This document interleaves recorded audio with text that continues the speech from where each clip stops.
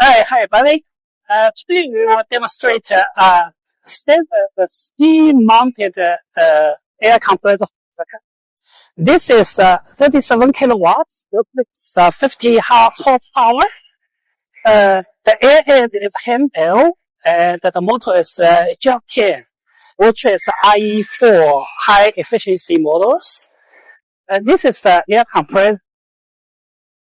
The all fats is on the skid.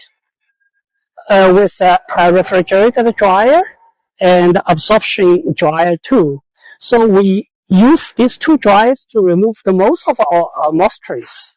And also you will see there are 7 position filters, which is a 7.8 cubic meter per minute capacity to remove the debris, moisture, oils, and other things.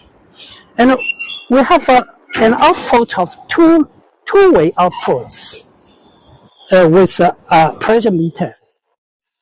So you can use one way or you use the two-way at the same time. On the skid, there's also 2 600 liters of air tanks to store the compressed airs. And you will see there's another position filters.